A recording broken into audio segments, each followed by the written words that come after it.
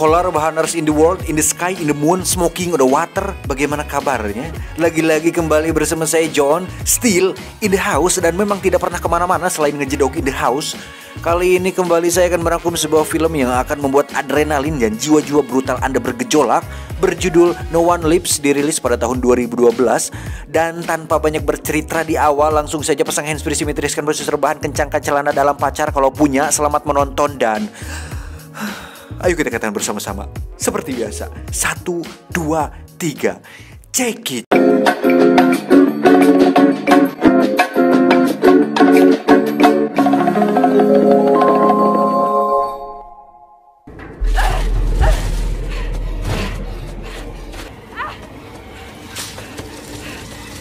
Diawali dengan memperlihatkan seorang gadis bernama Emma, ini dia, tengah berlari dari seseorang yang berusaha menangkapnya. Entah siapa orang itu, tapi saat Emma masuk dalam jebakannya, dia langsung mengukir namanya pada sebuah pohon. Dan inilah No One Lives. 6 bulan setelah kejadian itu, kita akan melihat seorang pria bernama John bersama kekasihnya tengah dalam perjalanan untuk pindah dari rumah lamanya ke rumah baru mereka yang berlokasi di ujung kidul. Dan kita akan melihat kekasih John yang nampak resah dan seperti banyak sekali beban pikiran, entah tidak ingin pindah rumah atau punya cicilan lemari dan baskom yang belum lunas. Tapi John berusaha untuk meyakinkannya bahwa pindah tempat adalah sebagian dari adat dan istiadat bangsa nomaden. I'm tired. John pun menyimpang di sebuah motel untuk istirahat, di mana dia memberikan kartu kreditnya untuk membayar uang sewa, dan sang pemilik motel cukup senang dan ramah dengan adanya mereka menginap di sana. Saat sudah berada di kamar, John dan sang kekasih pun melihat sebuah berita tentang seorang gadis alias si Emma yang diculik oleh orang misterius, dan itu cukup membuat mereka berdua prihatin. Tak ingin ambil pusing, sang kekasih pun melepaskan handuknya dan kita akan melihat sebuah bekas luka tepat di samping perutnya. Entah karena kecugak beling atau terkena sebetan kapak naga geni 212, mereka pun memutuskan untuk melakukan pengenceroban. Raos anjing.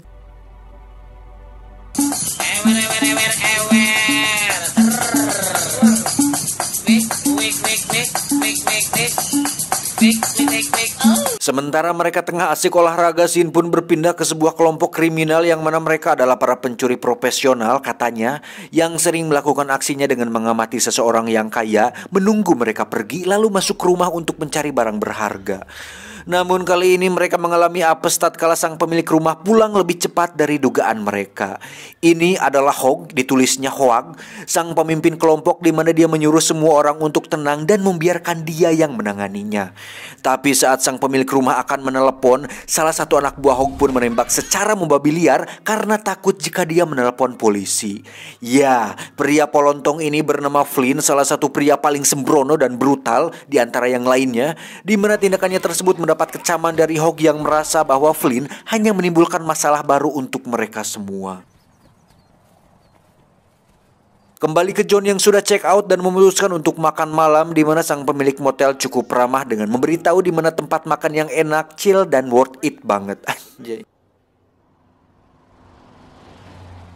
Tiba di sana, mereka berdua pun langsung memesan nasi liwet dengan sedikit taburan jengkol goreng dan ikan peda bakar sebagai lauknya. Dan tak lama muncullah Hog dan komplotannya yang memutuskan untuk beristirahat di warung tersebut.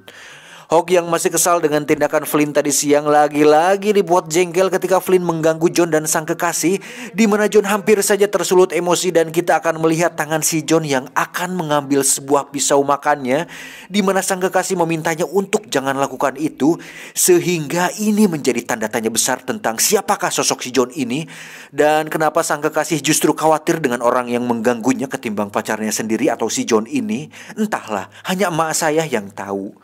Hog pun meminta maaf atas kelakuan anak buahnya dan malu dengan sikap tidak dewasanya tersebut, untuk kemudian mereka segera pergi dari sana. Selesai makan, mereka berdua pun melanjutkan perjalanan dan tiba-tiba,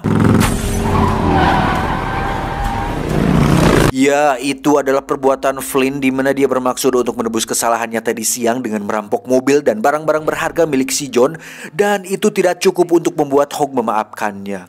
Sementara itu John dan sang kekasih terlihat sedang terikat di kursi, di mana Flynn ternyata menyuruh rekannya yang berbadan besar ini untuk menjaga mereka berdua dan bermaksud untuk melepaskannya saat barang-barang berharga mereka selesai dijarah. Dan walaupun mereka semua adalah komplotan pencuri profesional yang katanya profesional, mereka semua bukanlah orang-orang sadis yang tega membunuh korbannya tanpa alasan, terkecuali si Flynn ini mungkin yang memang sudah polontong dari lahir. John pun mengejek si pria besar dengan mengatakan bahwa dia mirip sekali dengan Munding, di mana si pria besar kesal dan mengancam akan membunuh kekasihnya dengan meletakkan sebuah pisau tepat di depan lehernya.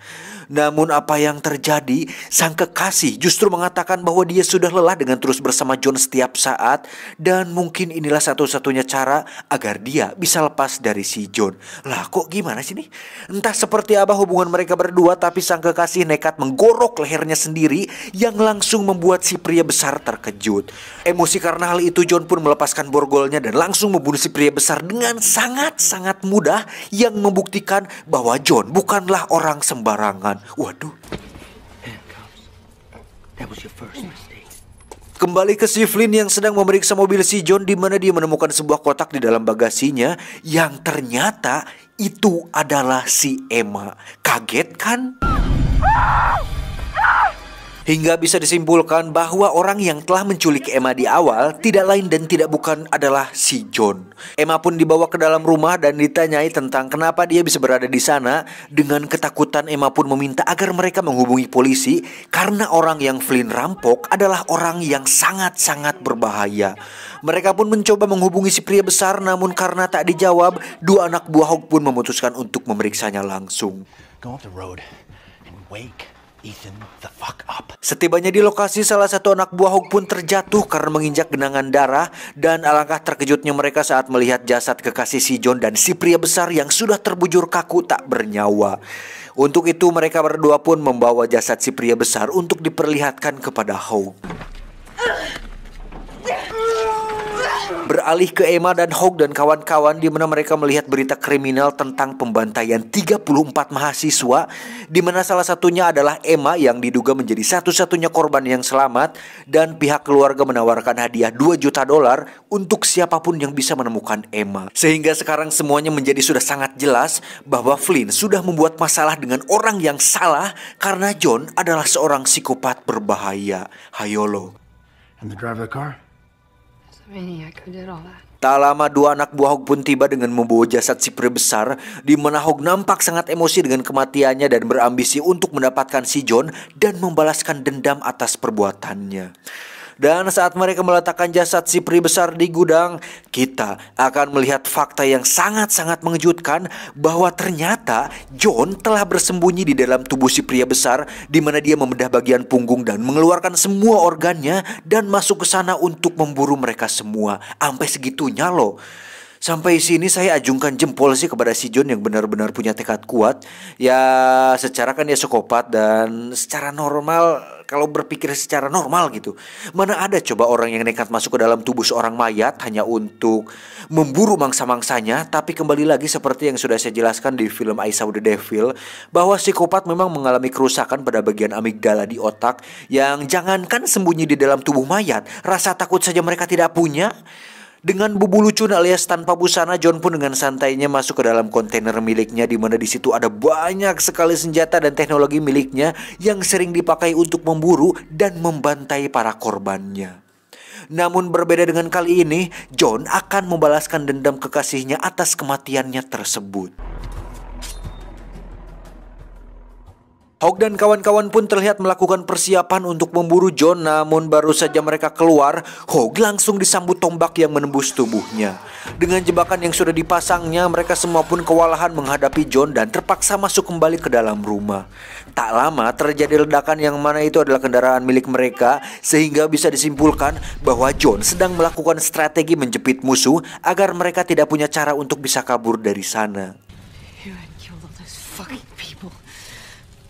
Sementara itu kita akan melihat Hog sedang diikat terbalik tepat di atas sebuah mesin penggiling jerami atau penghancur jerami, yang mana John menjelaskan tentang maksud dan tujuan dia melakukan semua ini ternyata bukan didasari oleh balas dendam atas kematian kekasihnya, melainkan dia ingin menjadi yang paling unggul di dunia kriminal, dan salah satu bukti usahanya tersebut adalah dengan membantai 34 mahasiswa secara bersamaan dengan sangat-sangat sadis sehingga dia bisa menjadi psikopat paling sempurna yang pernah ada.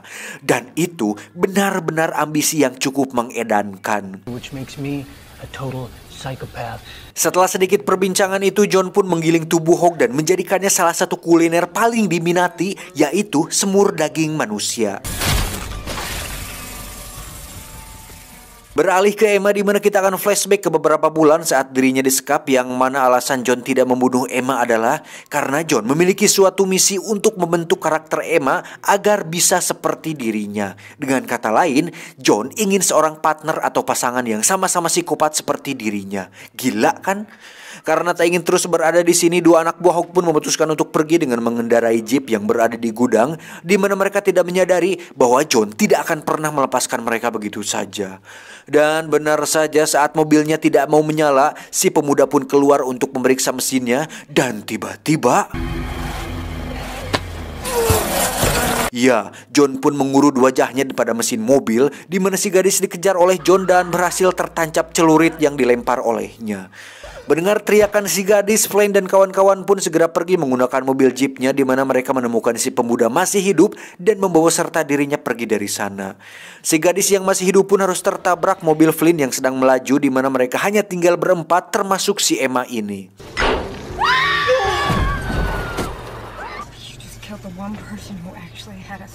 Setelah meletakkan si pemuda tepat di depan rumah sakit, mereka pun melanjutkan perjalanan dan berhenti tepat di sebuah motel yang pernah John kunjungi, di mana si pemilik motel menghubungi polisi setelah menyadari bahwa kartu kredit yang dipakai Flynn sama dengan kartu kredit yang dimiliki oleh si John. Tersisa 3 orang, ada Flynn, Emma, dan Tamara. Tamara ini belum saya jelaskan tadi. Jadi Tamara ini adalah pacarnya Hog, si ketua komplotan, di mana Flynn dan Tamara berencana untuk mengembalikan Emma ke rumahnya agar mereka bisa mendapatkan imbalan $2 juta dari orang tua Emma. Tamara sendiri terlihat mandi di tampian untuk membersihkan dirinya, di mana kita akan melihat betapa kuatnya keinginan si John saat dirinya mencoba masuk melalui jendela toilet. Dan yang paling menarik adalah bagaimana si John bisa mengetahui kemana mereka pergi. Ketika sedang asik ngarurupeng pelangan, Tamara pun dikejutkan dengan kemunculan si John yang langsung mencekiknya hingga dia sekarat.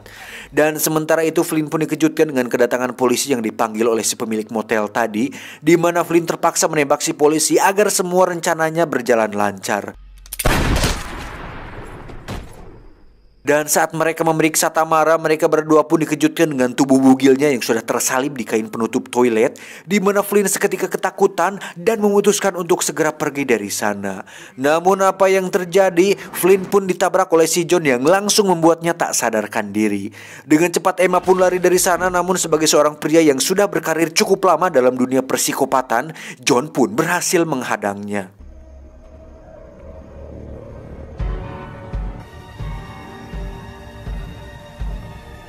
Bukan ingin membunuh, John pun memujuk Emma untuk kembali padanya dan menjadi pasangannya, di mana John hanya diam saja saat Emma memukulnya beberapa kali.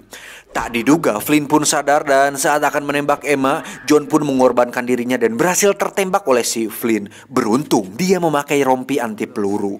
Terjadi pertarungan kecil di mana si John akhirnya terdesak dan saat akan dibunuh, muncullah Emma yang berhasil menyelamatkannya. Dan ya, pasti Anda bertanya kenapa Emma menyelamatkan si John yang jelas-jelas sudah menculiknya dan membunuh 34 temannya. Ya, jawabannya adalah karena Emma ingin agar dirinya lah yang membunuh si John langsung.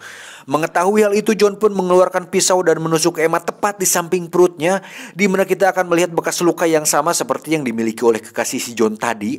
Dan ternyata itu adalah luka bekas sayatan yang sengaja dibuat si John untuk memasukkan sebuah alat pelacak dalam perutnya.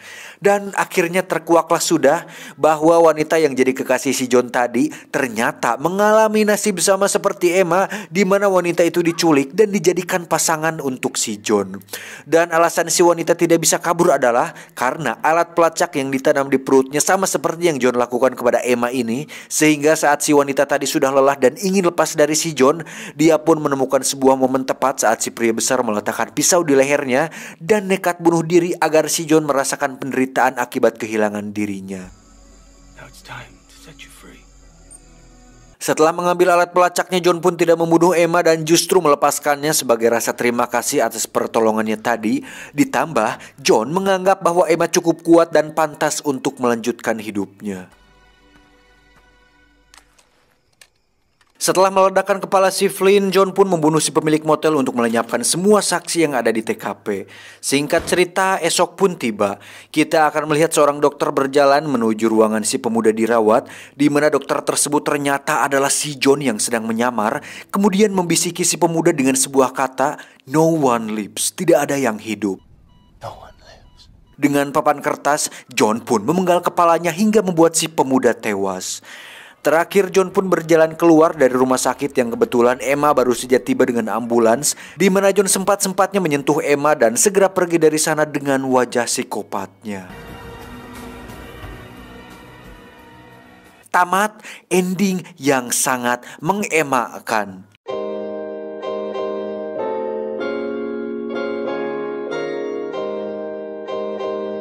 Secara keseluruhan ceritanya cukup klise, hanya menceritakan psikopat yang mengincar beberapa orang untuk dibunuh sama seperti film-film lain. Namun yang beda dengan No One Lives ini adalah motif sang psikopat yang cukup plot twist, yang awalnya kita kira dia balas dendam untuk kekasihnya, ternyata memang suka dan sering melakukannya. Konfliknya juga cukup menarik dengan premis yang menceritakan komplotan penjahat melawan satu psikopat, dan memang psikopat itu jauh di atas penjahat biasa atau pembunuh biasa, karena selain memiliki IQ di atas rata-rata, kaum atau umat psikopat ini terkenal sangat lihai dalam memanipulasi pikiran korban dan membuat perencanaan matang sehingga kecil kemungkinan bisa menang dari mereka. Pesan moral yang bisa kita ambil dari film ini adalah janganlah berbuat jahat, karena bisa saja orang yang kita jahati lebih jahat dari kita sendiri. Nanti bisa dengar cadas atau kena batunya sendiri. Saya John beserta jajaran para profesional mengucapkan terima kasih dan adios. Kentut ayam Persia.